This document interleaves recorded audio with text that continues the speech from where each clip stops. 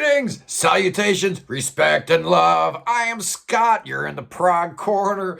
Yeah, today we're going to be looking at something I've been thinking about doing for a while, but I noticed on Twitter all these posts about the best 3 album runs in history.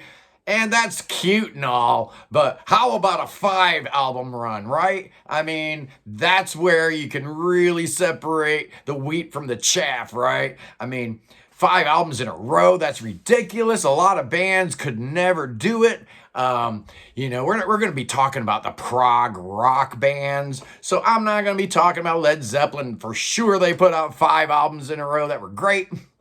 Radiohead, The Beatles, Black Sabbath, Iron Maiden, Deep Purple, some personal favorites of mine, Deerhoof, XTC, Guided by Voices, the Ramones, all of which definitely put out 5 album runs that were phenomenal.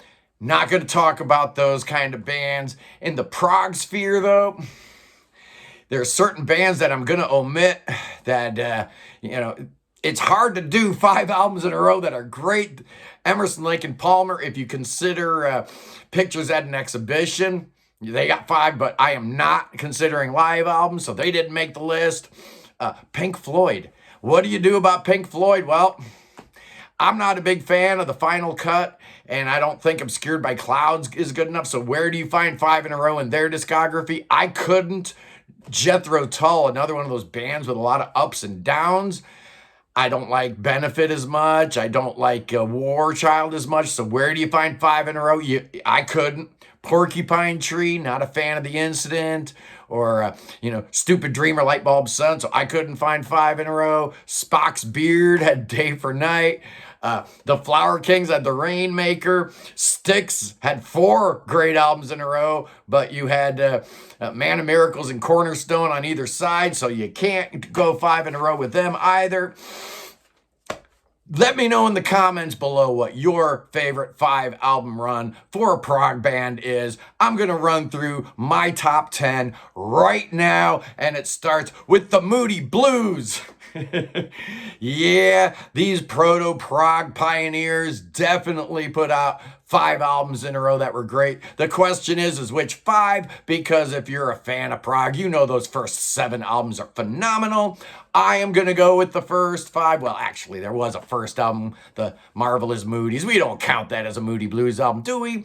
So you've got Days of Future Past, 1969, In Search of the Lost Chord, 1968, Threshold of a Dream, 1969, For Our Children's Children, 1970, and Question of Balance, 1971. I think that's 5. I might have missed a date or something there, but yeah, that's 5 in a row right there. But you could also include Every Good Boy Deserves Favor, Seventh Soldier. So you pick the 5 album run from those 7. You got some options there at number 9. One of the few modern bands we're going to talk about today. It's Big Big Train, and yeah, they definitely put out a 5 album run worthy of inclusion here. It started in 2009 when they added David Longden and Dave Gregory. Nick DiVirgilio became a full-time member. They put out the Underfall Yard in 2009, English Electric Part 1 in 2012, Part 2 2013,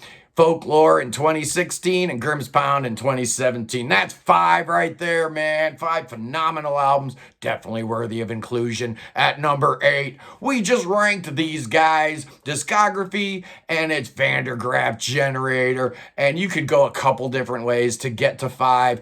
I'm starting with the second album, The Least We Can Do Is Wave to Each Other from 1970. Also from 1970, H to the HE. Hydrogen to Helium, whatever. 1971, Pawn Hearts. 1975, God Bluff. And then 1976, you got Still Life. You have World Record and The Pleasure Zone. After that, you can come up with more than 5 with Graaf Generator, but that's the 5 I'm picking. At number 7, a band that has exactly 5 albums, and I'm not talking about Wobbler because I'm not crazy about Hinterland like I am the other four, so I'm going with Transatlantic in this spot. Absolutely. In 2000, the great SMPTE came out, Sympathy. 2001, my favorite album from them, Bridge Across Forever. 2009, they came back with Whirlwind. 2014, Kaleidoscope. And 2021's The Absolute Universe. And that's 5 right there, man. And they're all amazing. At number 6. How about King Crimson? Yeah, you gotta look for that pocket. And some people have different feelings about different eras. I could have gone with the first 5, but I'm not super duper crazy about In the Wake of Poseidon. So I'm going with this 5 album run for King Crimson, starting with Islands in 1971. Then we're going to Lark's Tongues and Aspic, 1973.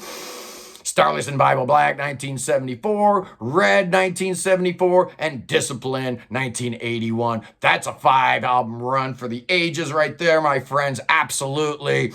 At number 5, it's Rush. Oh, yeah. Here's another band. You could come up with a whole lot of different 5 album runs depending on how you feel about the early stuff, the more hard rock stuff, or how you feel about the 80s synth stuff.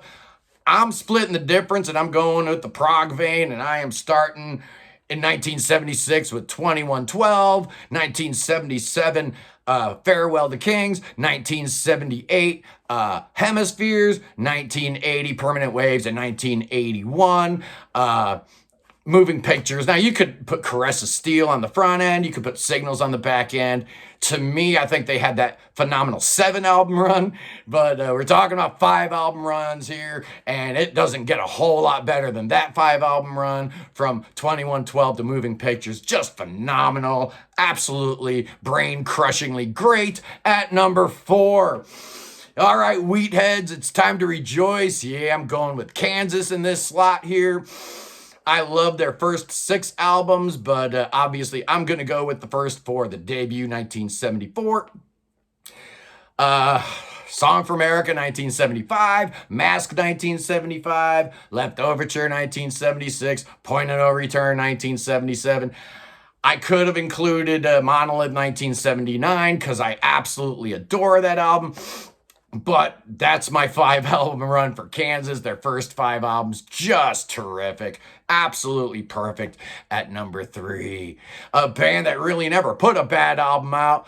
11 albums to their name. It's Gentle Giant. And here's another band that, pick 5 albums almost at random, and you're going to be looking at a good run here. I am going to go with the great run from Three Friends, 1972, Octopus, 1972, In a Glass House, 1973, The Power and the Glory, 1974, and Freehand, 1975. Obviously, you can, include the first 2 albums, even Interview on the back end. So that's my 5 album run right there, but there's a lot of wiggle room in Gentle Giant's discography. And that is absolutely true of my top 2 bands. You guys know who's in the top 2. At number 2, a band that you could make a case that had 8 in a row.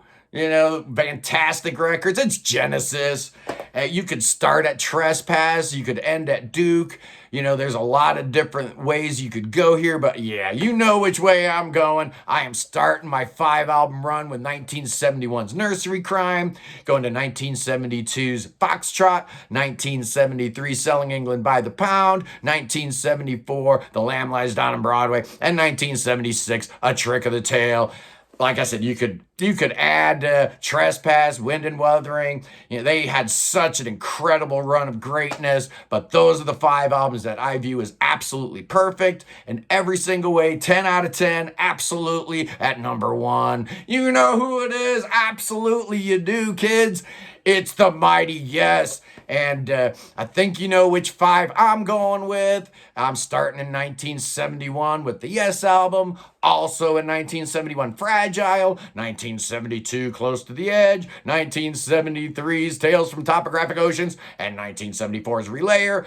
That's as good a 5 album run as I've ever witnessed in my entire life. Now you can include going for the 1 in that run, make it a 6 album run. I doubt anybody's going to put Tormato in there to, kind of get to Drama and 90125, but I don't care. That 5 album run right there from Yes, from 71 to 74, absolutely mind-blowing, so great. How did they do that much music in like 40 months is just beyond me. But anyway, I am very, very curious to know what your top 5 album runs of all time are.